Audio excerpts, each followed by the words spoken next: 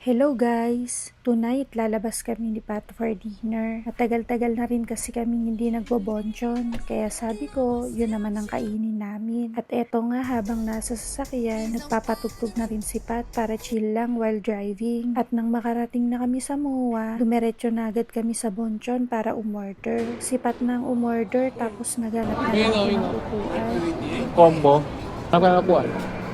Eto nga pala yung mall na may mga rides sa loob. Madalas ditong magpunta si na mami kasama yung alaga niya nung OFW pa siya. Dito nga umupo na ako. Nag-message si Pat asking kung anong gusto kong drinks. Pero sabi ko wag na umorder kung may extra charge kasi magmi-milk tea naman kami. Hindi ako bumili. Sama pala. Pagkatapos niya sa bonchon, sinamahan ko na siya sa bilihan ng milk tea at ako naman ang umorder. Kasi tumunog na yung pager ng bonchon. Ready to pick up na agad yung order namin. Hindi sa tayo. Oh. Magba-brown sugar first. Ayaw ng pearls. At gusto mo. Crystal boba. Pagkatapos ko nga umorder ay binayaran ko na rin itong milk tea. Nakakatuwa talaga dito kasi itatap mo na lang yung card pag magbabayad ka na. Tapos, hintayin mo na lang na tawagin yung name mo. After kong makuha yung order namin, binalikan ko na si Pat.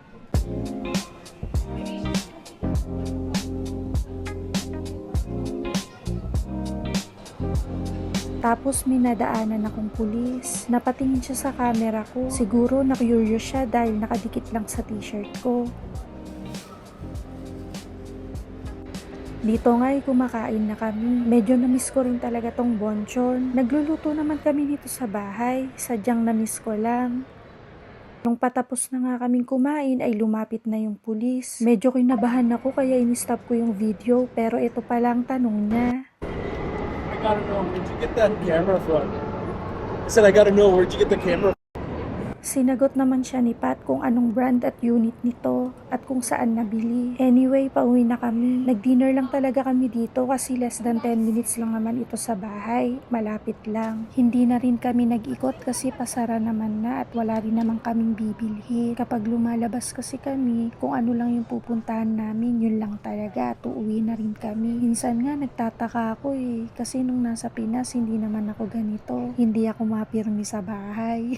Pero maigi na rin yun kasi nakakaiwas kami sa gastos, diba? Tapos, mas marami pa kaming quality time together. Nung una, naiinip ako dito. Pero, nasanay na rin ako. Laking pasalamat ko rin sa asawa ko dahil sinuportahan niya tong ginagawa ko. Minsan nga, siya pang nagsasabi sa akin na mag-video ako, mag-picture ako. Ayan guys, pauwi na kami. Nandito na kami sa sasakyan. Nilagay ko rin saglit yung camera sa harapan. Pero inalis ko rin kasi nga baka ma-distract si Pat.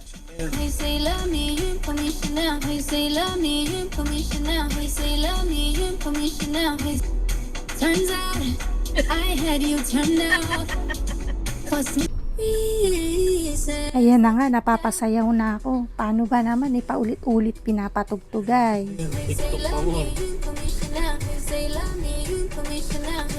Habang nasasakyan nga, medyo inaasar ko pa si Pat. Pera. Papakit ka Hindi!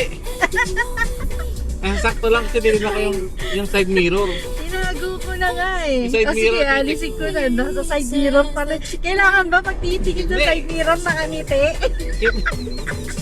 Ewan sa iyo. Nadami pa nga. Okay.